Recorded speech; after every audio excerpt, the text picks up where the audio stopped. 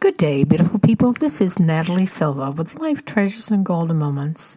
Welcome back to my podcast. It's so good to be with you in the month of October, and I'm starting a little bit earlier this month. I've got things up and running. And today's story I'd like to share with you is a story about family that I think you will enjoy very much. The title of the story is called Family For Freddie, and the author is Abby Blair. I remember the first time I saw Freddie. He was standing in his playpen at the adoption agency where I work. He gave me a toothy grin. What a beautiful baby, I thought. His boarding mother gathered him into her arms. Will you be able to find a family for Freddie? Then I saw it. Freddie had been born without arms. He's so smart. He's only 10 months old and he already walks and talks. She kissed him. Say book for Mrs. Blair.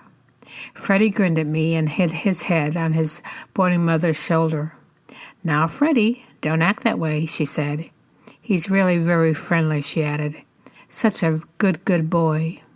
Freddie reminded me of my own son when he was that age, the same thick, dark curls and the same brown eyes. You wouldn't forget him, Mrs. Blair, will you? Will you try? I won't forget. I went upstairs and got out my latest copy of Hard to Place list.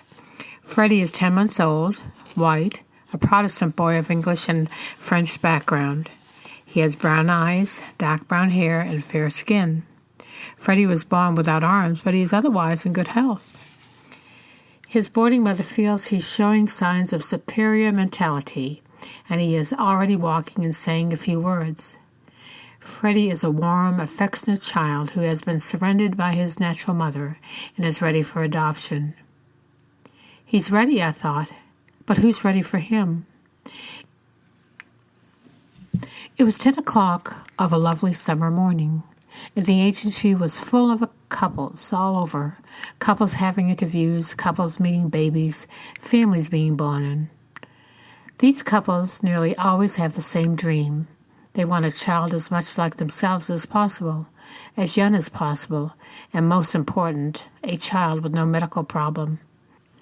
If he develops a problem after we get him, they say, that is a risk we'll take, just like any other parents. But to pick a baby who already has a problem, that's too much. And who can blame them? I wasn't alone in looking for parents for Freddie. Any of the caseworkers meeting a new couple started with hope, maybe that they were for Freddie. But summer slipped into fall, and Freddie was with us for his first birthday. Freddie is so big, said Freddie, laughing, so big. And then I found them. It started out, as it always does, an impersonal record in my box, a new case, a new home study, two people who wanted a child. They were Frances and Edwin Pearson. She was 41 and he was 45. She was a housewife and he was a truck driver. I went to see them. They lived in a tiny white frame house in a big yard full of sun and old trees. They greeted me together at the door, eager and scared to death. Mrs. Pearson produced steaming coffee and oven-warm cookies. They sat before me on the sofa, close together, holding hands. After a moment, Mrs. Pearson began, Today's our wedding anniversary, 18 years. Good years, Mr. Pearson looked at his wife, except... Yes, she said, except, always the except. She looked around the immaculate room. It's too neat, she said. You know. I thought of my own living room with my 3 children, teenagers now. Yes, I said, I know. Perhaps we're too old. I smiled. You don't think so, I said. We don't either. You always think it will be this month, the next month, Mr. Pearson said. Examinations, tests, all kinds of things, over and over. But time slips away, and nothing ever happened. You just go on hoping, and time keeps slipping by. We tried to adopt before this, Mr. Pearson said. One agency told us our apartment was too small, so we got this house. Then another agency said I didn't make enough money. We decided that it was it. But this friend told us about you, and we decided to make it one last try. I'm glad, I said. Mrs. Pearson glanced at her husband proudly. Can we choose at all, she asked, a boy for my husband? We'll try for a boy, I said. What kind of boy? Mrs. Pearson laughed. How many kinds are there? Just a boy. My husband is very athletic. He played football in high school, basketball, and track too. He would be a good dad for a boy. Mr. Pearson looked at me. I know you can't tell exactly, he said, but can you give us any idea how soon? We've waited so long. I hesitated. There is always this question. Next summer, maybe, said Mrs. Pearson. We could take him to the beach. That long, Mr. Pearson said. Don't you have anyone at all? There must be a little boy somewhere. Of course, he went on after a pause.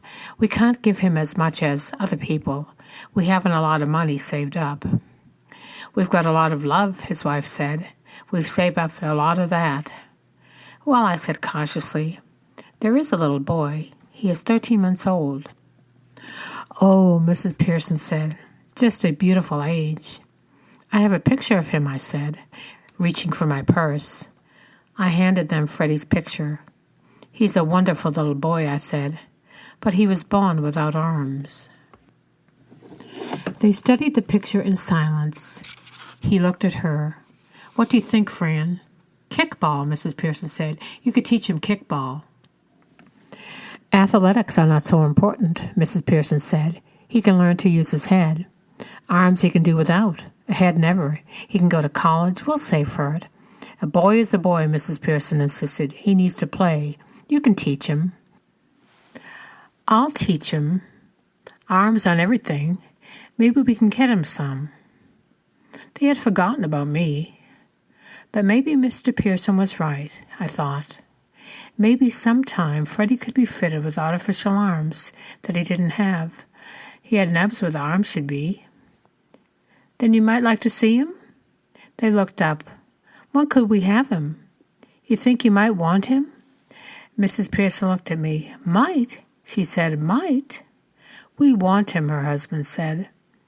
Mrs. Pearson went back to the picture.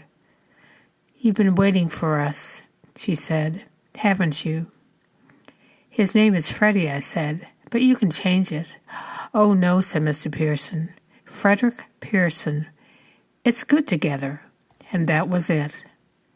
There were formalities, of course, and by the time we set the day, Christmas lights were strung across city streets, and wreaths were hung everywhere.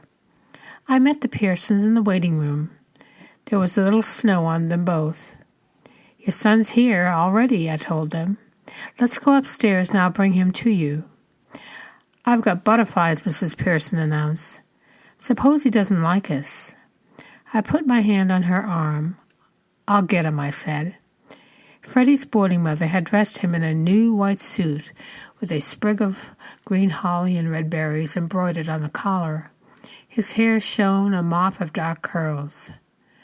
Going home, Freddie said to me, smiling, as his boarding mother put him in my arms. I told him that, she said. I told him he was going to his new home. She kissed him, and her eyes were wet. Goodbye, dear. Be a good boy. Good boy, said Freddie cheerfully. Going home. I carried him upstairs to the little room where the Pearsons were waiting. When I got there, I put him on his feet and opened the door. Merry Christmas, I said. Freddie stood uncertainly, rocking a little, gazing intently at the two people before him. They drank him in. Mr. Pearson knelt on one knee. Freddie, he said, come here. Come to Daddy.